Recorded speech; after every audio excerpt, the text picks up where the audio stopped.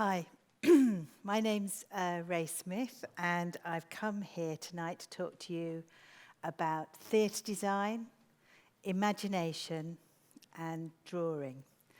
This gorgeous picture here is a picture by Jocelyn given to her friend and colleague Vicky, possibly of the Oracle at Delphi, and illustrates in a way a sense of a designer's imagination and also three-dimensionality of it, if you want, in drawing. It's a beautiful drawing. Like a mask itself, seems quite flat in a two-dimensional way, but the way she's painted it, it comes out as 3D. And the darkness of the eyes and the mouth shape make us look back into the past, the pre-Christian past without God's light, and see and be with her as she imagines the oracle's mask, which is a full mask worn by a performer. I really want to talk about Jocelyn's work because I find it very moving, and particularly her archive, which I went and had a jolly good look at last week. It's boxes and boxes of her notebooks, and which represent, in a sense, the way she thinks. It's a very personal situation. These notebooks are full of thoughts, shopping lists, a lot of the time to do with meals she's going to eat, and notes to ring people, to go to the post office. It's an assemblage of... here's a drawing of the stadium, the enormous stadium of Delphi itself, with just the measurements on. I can't imagine how difficult that was to achieve, but the drawing itself is quite humble. As you look through her sketchbooks, you see her mind at work. You see her drawing her friends and her colleagues. Reportage type drawing, that's drawing the environment she's in and the context that she's thinking in. Say she's having some time off and just watching people. All this is to do with taking the world that's outside, putting it through you and expressing it in your, by means of the mark, otherwise known as the pen mark. It's a place where a person can think in private without everybody looking at it. In this case, everyone's looking at it. But a drawing book is a place of personal expression where you're not conscious of having to please anyone. And therefore, you can search your mind and create your drawings. When you see a whole body of someone's work, it's possible to see the trace of an idea that is the beginning of a thought that then develops into a design that is then performed. And that's what's extraordinary about this amount of her work in the National Theatre Archive, because the archive, in fact, talks about her work since she was 16 years old, and therefore you see a whole body of stuff. You see her thinking about a half curtain there, and you see her ability to think and draw about light. These are some sketches of, I think she was thinking at this time about the opera Mahagoni. And there's a kind of sketchy kind of feeling about her drawings here as she draws light and movement over the city, as she's moving into the concept of how to show that. And of course, in her sketchbooks, you can see things like simple drawings of nature. And in this particular sketchbook here, there's a realization as if you were going to form nature into a set. My Uncle Jarlath always says to me, nature's for free, Rae. The lighting, the sound, the colour, there's a certain beauty about it. In the theatre, you have to pay for it. And it's true in a sense, but we spend all the time looking at the natural world and thinking how to represent it in the three dimensions in order to tell stories. I've shown you a tiny bit of mark making of Jocelyn, and in fact, a sense of her thinking, her thought processes in making work. And I also wanted to talk a tiny bit about that, in the sense of how drawings represent the process of making theatre. So I'm going to talk from a very personal point of view from my own work from this point on. Now, there are so many different types of drawings, and this is what I call action drawings. This is from a show called Theatre of Blood with Improbable Theatre, and Phelan and Lee, who are director and writer, gave me the brief of murdering all the critics who have ever said anything cruel or nasty to us about our work. Of course, that's a marvellous thing to be able to do. And the first step for a designer for me, was to draw the action of it. In this case, in the insane mind of Richard Lionheart, who's the aggrieved actor, he decides to murder all the London critics for not giving him the Evening Standard Award, I think, in an awful Shakespearean manner. These drawings are action drawings. They're there to begin the conversation with the props people and the actors and the people who build and make it. They give a sense of action. In this case, the ensemble confront the critic for the Evening Standard. The police are ignoring him. He gets stabbed to death, and a huge gush of, like Julius Caesar, many knives and everything, huge gush of blood goes all over the scene, and he's wrapped up in the scene and disposed of. This is an action drawing which therefore represents simple things. You know, for special effects people, it represents that the actor himself will have a huge air pressure canister underneath his coat, and he'll turn it on to allow the squirt to happen. And also it gives a sense of how the actor's going to rehearse the scene. And with all of these special effects issues, you will want to be rehearsing with the mechanisms that allow the kind of thing to occur before you get to the technical, so actually in the rehearsal room. This is a similar one. This is, I think this is, Merchant of Venice. Our intention was to rip out the heart of a critic, and in fact it ended up being the man lying on the trolley, and his body was inside the trolley. It disappeared in there, so we were able to rip out a false heart, of course. We didn't do it for real. But you can see in these drawings there's a real sense of fun and enjoyment about the actual action of murdering critics. But to be honest, also a sense of enjoyment of technically working out how it might be possible. So it's sort of a provocation to the prop makers, the special effects makers, and the actors and the choreographer and the director, because there's a sense of misdirection in these pieces. In this case, also the magician Paul Keeve, who has the ability to think through these issues and make it work in detail, the kind of detail designers could never even grasp.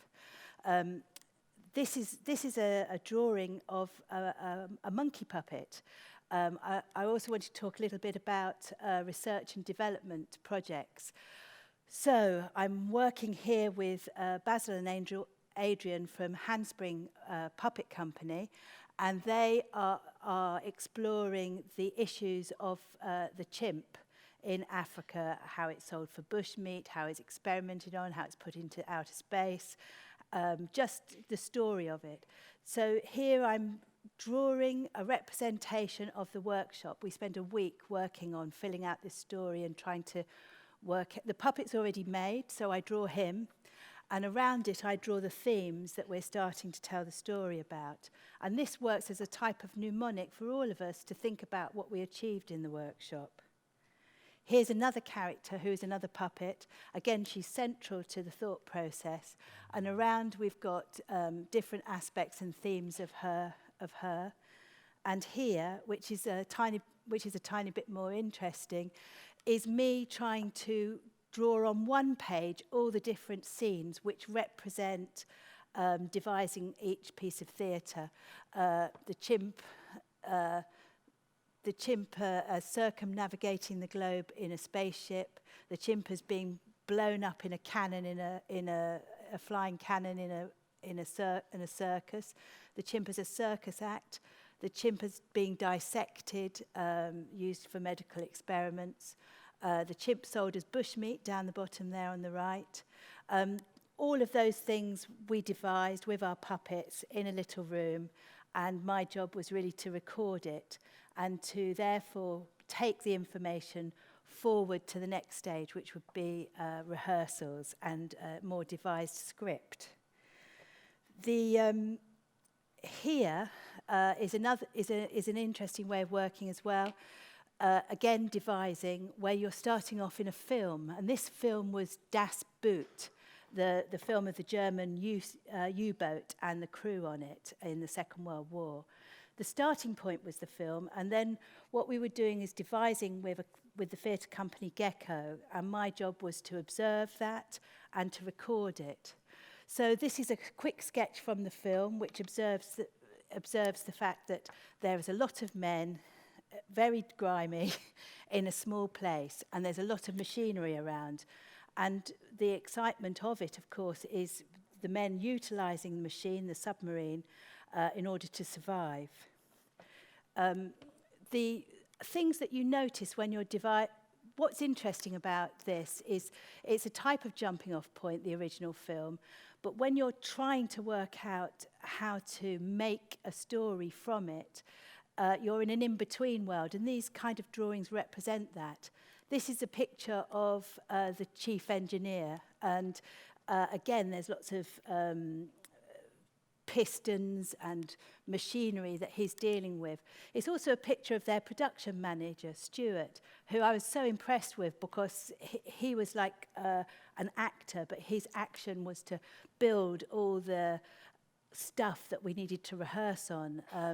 It wasn't that we had a set, but we built a submarine in a rehearsal room, and it was his job to do it. So you also record your fascination with the actual process.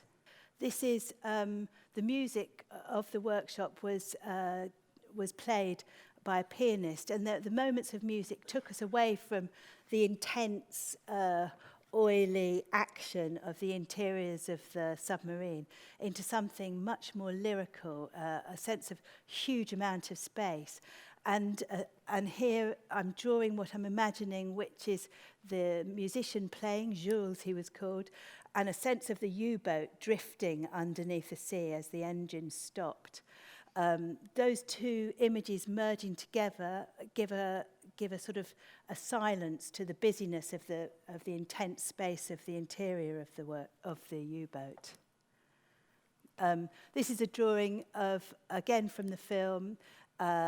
Again, it gives a really squashy version and physicality of the U-boat, and a sense to the actors of how to use the physicality of the stage machinery we're building as we try and make a U-boat in the rehearsal room. I just like this picture because it shows an actor, Alden Ajari, dropping in the coning tower and closing the hatch before they dive underneath, which is one of the most exciting parts of action in a U-boat. So I'm going to leave you there and then move on to another kind of devising and a sense of describing this. This is with devising with Rosanti, or a sense of clowning. This is original work, old original work from working with Theatre to Complicity, and I think this is Toby Sedgwick devising a clown.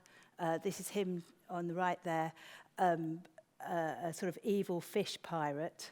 And Tim Barlow behind is obviously very worried about that. And he's having a sense of, because Tim Barlow is playing a gangster who's having a sense of this judge monster coming to get him. Now, Toby is dressed up, is beginning to assemble his character in the rehearsal room, and I'm watching that and I'm drawing it at the same time and extending what he's trying to achieve. As with this judge monster, I'm drawing it in. The actors didn't actually achieve that in the rehearsal room, but I'm helping the imagination of what they're looking for by drawing it, and in fact putting it up on the rehearsal room wall and using that as a record. Later on we built the actual judge monster, and it was made out of like 5 or 6 judge cloaks with 6 heads sticking out of it, and it worked really well. But that all comes from rather than having a design idea, working with the actors in the rehearsal, developing it with the drawing, and using drawing as a tool for them to recognise what they're doing. Because when you're so busy devising, sometimes you forget it. Here we have another one. This is Pinocchio, and we have one of those dodgy old shopping bags, and out of it's coming a snake with a shopping bag mouth, going to eat the poor puppet. Again, I'm drawing what the aspiration is of the actual ideas that the actors are generating. And here I'm drawing the beginning of character formation. This is the fox and the cat dealing with Paul Hunter, who's playing the little puppet Pinocchio. And the actors were devising different scenes of showing how these characters were going to fleece this poor innocent creature. And in a sense, this is the first steps in costume design. Again, you're not simply designing the costume, you're working alongside the characterization which they're developing. Storyboards. So these are the beginning storyboards of initial thoughts for Wonder Dot Land. This is me trying to venture out in giving a sense to the creative team what I've been talking to Rufus about, as the script is an ongoing development. Again, I've used the technique of trying to draw all the scenes of Act 1 on one page. And in it, you can see there's actual song numbers in orange, a sense of the staging, a sense of the projection, and a sense of how the projection works with the scenery, and a sense of the choreography, and also of the scale. So I'm venturing out to the creative team and making clear of Act 1 of Wonderland what we're hoping to achieve. Often in devised work, say the script is in continual development, you don't actually have anything to hold on to but a changing script. So the designer unwittingly tries to make clear the different stages of that. And this was my desire to share with the creative team a sense of Act 1. This is another storyboard. It's from the very early days of Warhorse, during a sense of, as we were beginning to design in the Olivier, and the sense of a landscape, because it struck us as interesting that the main characters would be horses, and therefore we wouldn't be in an interior, we would always be in a landscape, like a field or an environment. And you can see here the beginning of trying to work out the movement of the horses, the staging of the scenery, and the relationship between what was staged and the screen. And how that worked, basically.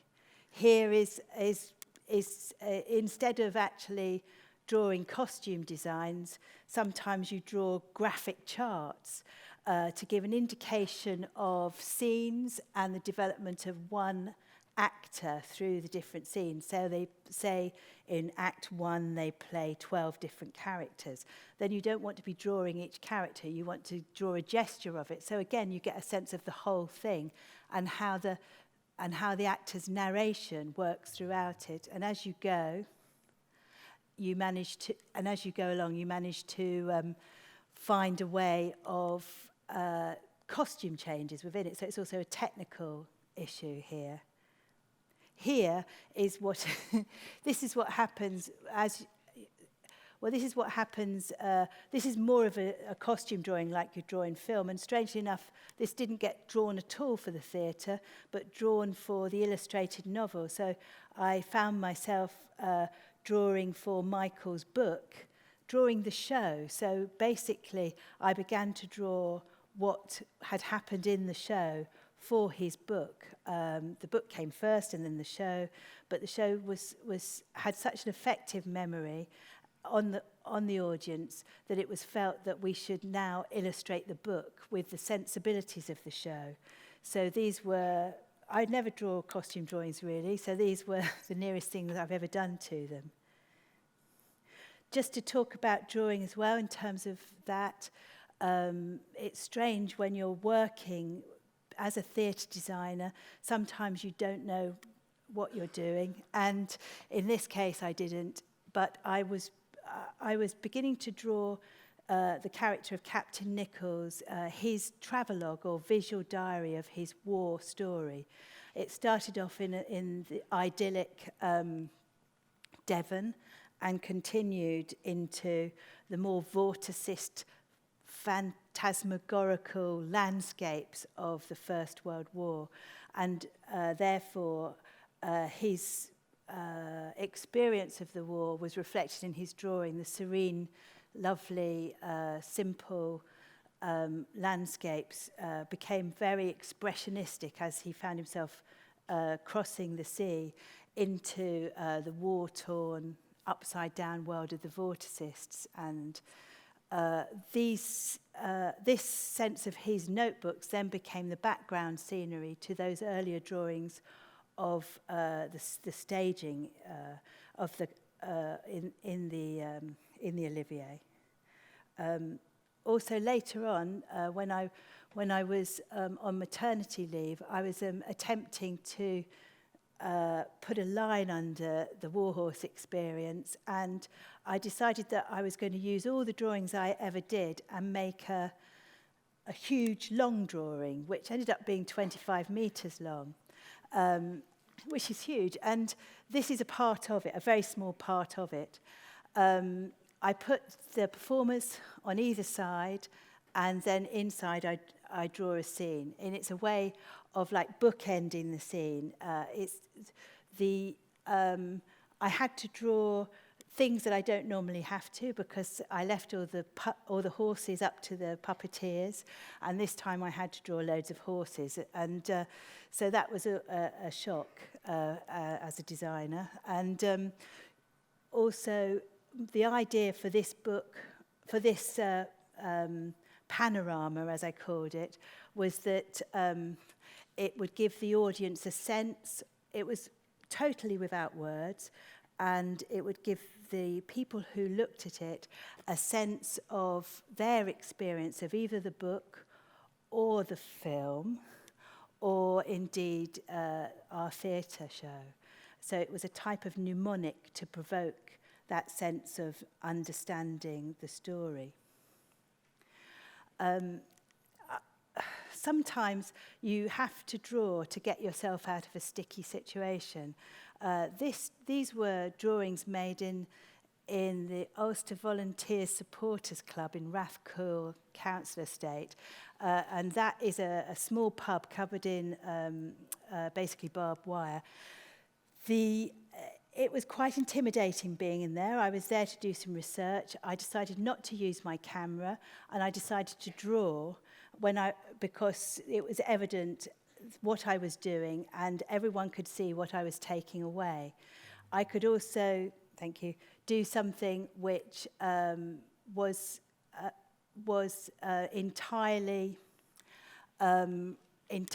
understandable for people in there who might feel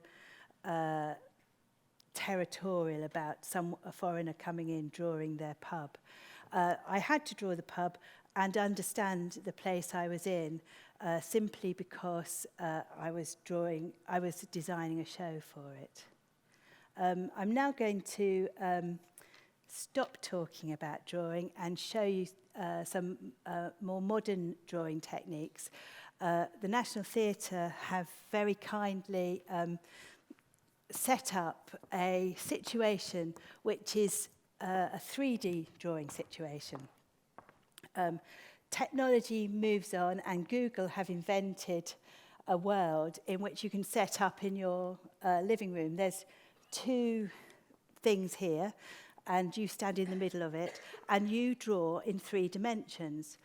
That is such a shock to draw in 3 dimensions because, of course, we're all trained to think of everything in paper and imagine in 3 dimensions.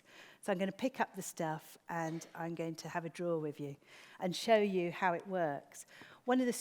Before I go in there, though, one of the strangest things is as soon as I put the headset on, I don't actually know where I am, only I know where I am in the virtual world.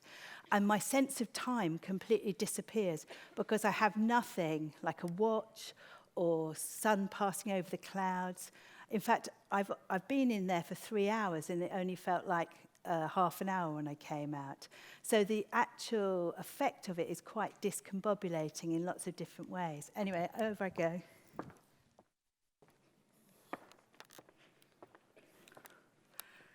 Right. So, can you see this? Yeah. So here I'm going to turn around. Oh my goodness me.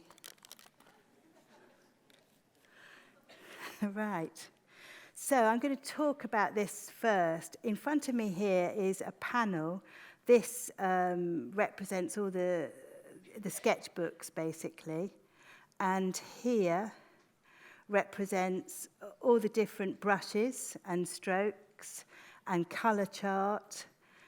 It's similar to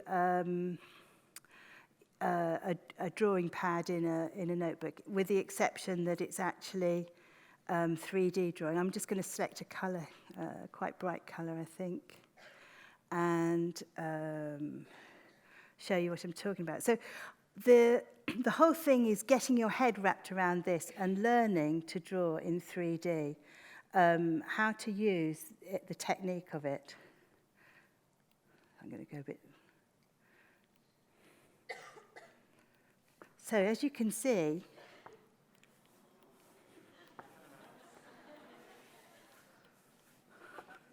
you have to be prepared to go inside something. Can you see that? Also, I do believe I can shrink it and turn it around.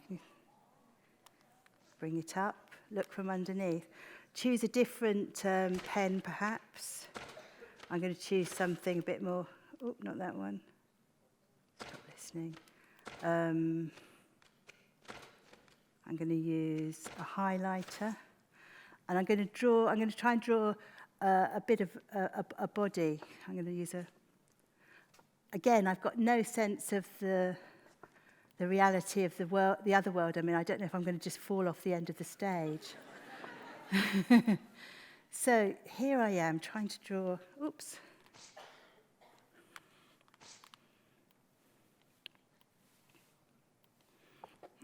You can see better if I draw in the dark.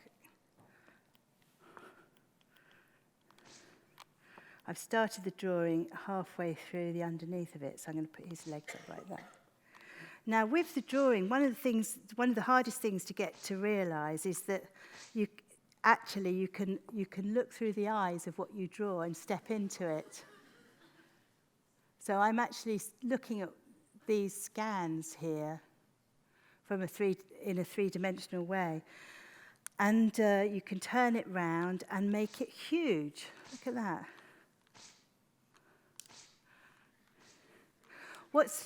When you're little, say you're in early primary school, preschool, the whole thing about mark making is that it also forms your brain. So these kind of diagonals here help to form the system of your coordination and the way your brain works, basically. So it's kind of interesting that so long after primary school, I'm getting a chance to allow my brain to form in a more interesting way. So I'm just going to quickly try and block this in so you can get a sense of... Whoops, that was a screen I just bumped into. A sense of there. Okay. So, yeah, I'm going to change it. I'm going to change the colour a bit and the different kind of brush just to show you... what's it, highlighters? No, that's actually, I could go for the duct tape. Why not? So this is quite good for, I'm going to build him big wings. Oops, I'm going to move away from there. I can feel myself bumping in. And paper, take him small, and hair. Can you see how it's weird drawing in 3D? What's nice about the strangeness about these brushes and this drawing is that it's still. So a lot of the time you're thinking to yourself, how do you give it a sense of being alive? Oh.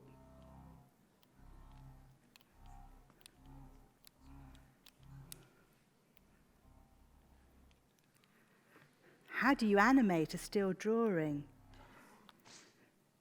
How does this...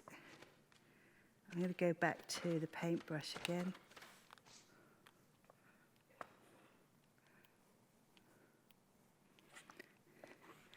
And isn't it mad drawing something in 3D? The great thing about this is layers. It's hard, it's sort of like you have to commit to what you're doing, but the layers of it are brilliant because you can draw... Oops, bumping into the screen again. Right. So that gives you a little, a little clue at what can be done. And I'm going to walk you around a landscape. So basically, this landscape is something we've been developing. You can see how big it can go. So it's not just within the square of my front room, but it's a huge landscape. I'm going to make it smaller as well, so you can see the... Hang on. When I'm in the studio working on this, I talk to myself like this, so I feel like you're not there at all. So here, for example, there's a big wave. So I'm trying to draw huge scale things that we can't normally conceive in drawings. And this is a storm I'm drawing, these big waves here. Isn't it great the way the paintbrush is enormous and gives a sense of an awesome sense of scale. Over here is a boat. I'm going to move this over like that. Turn it round. Push it out. The prow of this boat is bursting through the waves. And again, this is the wave sense of enormity. I was trying to give a boiling, steaming world of waveage. And up there is Ariel. I was at the time working on a classical ballet of The Tempest, so I decided as I was doing it, there he is. You see him? So I'm going to turn him round for you.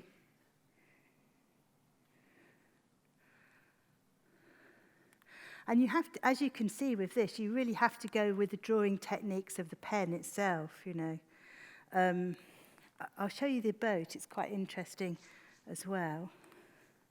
Bring it over here.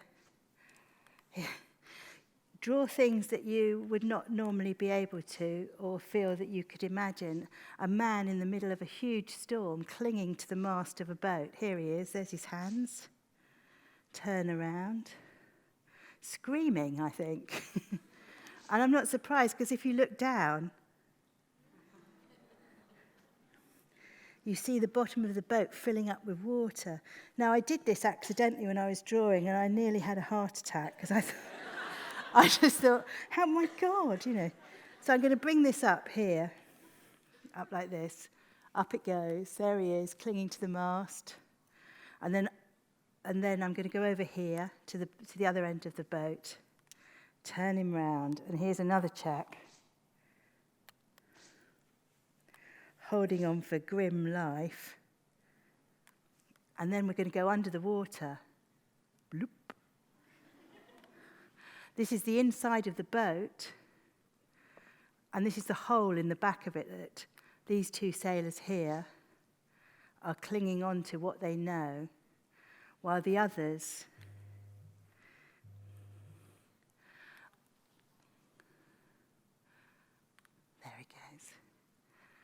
are slowly drifting down to Davy Jones' locker. I think that's my time up, isn't it? Is that right? Thank you.